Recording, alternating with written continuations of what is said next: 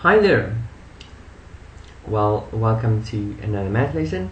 We're going to have a look at completing the square, and if the square is of this form, here we have ax squared plus bx, and very often we'll also have a c there.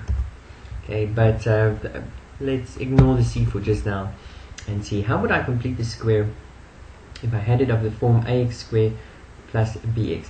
Well, first of all, you might ask, what on earth do you mean completing the square? Well, if we look at ax squared, we could maybe rather imagine it as a times x and b times x times 1. And this can then be called, or we can consider this maybe as length times breadth times height. And here we can see our height is, here's then an example, and there's our height, our breadth, and our length, A. And we can do the same for this part. Length times breadth times height. There we have our length, our height, and our width, or however you want to call it, depends on which way you're looking at it. And then this expression here would now represent the volume of each of these. So let's for a moment forget about the algebra behind all of this, and let's just look at a square and a square block where the face is a square and its width is a, whatever a is. And then we have another block where the height is b, or actually x, and the width is b, and its fatness or its thickness is just 1. So if it's just 1, I'm going to call it a sheet. This is rather a sheet than a block. So the first thing I'm going to have to do is I'm going to have to divide my block, my square block, into sheets, which means for every, whatever a is, let's say a is 4, like in this example, I'm going to divide my block into 4 sheets, each with a width of 1. And there I've got my 4 sheets. Now each 4 sheet has now the dimensions x by 1. So we've got x by 1, which means now the volume is x squared times 1, which is just x squared. That's the volume of each sheet. Now this we already had a sheet, but what I want to do is for each orange sheet that I have, in other words each square, I want to give each of those squares a piece of the green block. And since there are a of them, in this case it looks like there's 4 of them, I would have to divide my green block into 4 pieces. If there were 10 of them, my green block has to be divided into 10 pieces, which means the length is now, or the width is now divided into however many sheets I have. Now remember, if I had a as the width, I would divide it into a pieces, which means each width will now be the b divided by a. Depends on how many sheets, orange sheets, I have. And what we'll now do is give each of these pillars, these green pillars, to a sheet.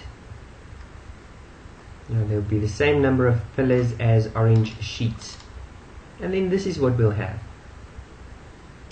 So what do we have? Well, we have a, let's put that value there and value there.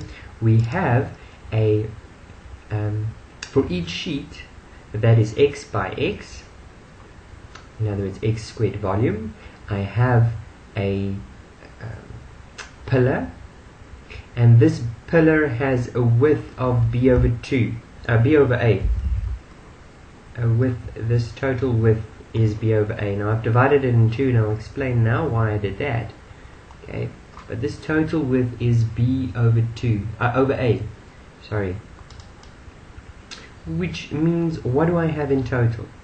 Well, I have for each sheet x squared, that's the volume of the orange sheet, and the volume of the green pillar, it still has a height of x, and it's got a width of b over a. So as you can see, each pillar has the dimensions x by b over a by 1, because the width is 1, the thickness is 1. So its volume is b over a times x. Therefore what we have is, we have for each sheet is x squared. If each sheet has a pillar which has a volume of b over a times x, okay, and simply just remember, it was the original b by x that's divided into a pieces. So b times x was the volume divided by a into a pieces. Now of this I have a of that, okay, however many a was. A was 4, I've got now 4 of these sets. If A was 10, I had 10 of these sets. If A was 50, I had 50 of these sets. And if A was 1, I would have 1 of these sets. So this is just why this expression is multiplied by A.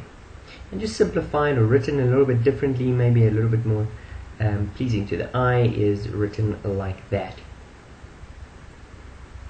Now what we do is we divide the green pillar in half, so that each half can be placed on two adjacent sides. Okay. And then that's what we get. Now remember, the green pillar had a width of b over a. Now that width has been halved again, so it's now divided by b over 2a. That's this width here, b over 2a. And now we see, to complete this square, let's just remove that. If we wanted to complete this square, we had to go and borrow somewhere this orange, because this red. Originally I only had the orange and the green. So somewhere I had to go borrow this little square here. And it must now fit into that part. And now I've completed the square. Now remember that this square will have the same width, length and width, and it will be a square. Its face will be a square. Will be the same as this b over 2a, and the same with this one, b over 2a. That's why it's a square. So if I enlarge it, this is what that square would look like. And this little blue block that I went and borrowed somewhere now has the dimensions of b over 2a by b over 2a by 1. And if I just simplify that, that is half of b divided by a squared. Half of b divided by a squared. But now remember, we don't just borrow one of these. I borrow one for each orange sheet that I originally had. And I have a orange sheets. So I have to borrow a of them. So that's where this expression comes from. This is what I need to borrow, but I need to for each sheet, but I need to borrow a of those. So I borrow a times that, and when that is simplified, this is what I get. That is what I get. Well, how did we get there? Maybe you ask. Well, just remember that square, because it's outside the bracket, belongs to each factor inside the bracket. So it's b squared over 4a squared. And one of those a's cancel with one of those a's. So in the end, I'm still just dividing with 1a.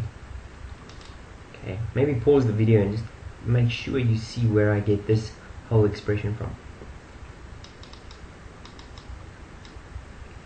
But this is now what I have.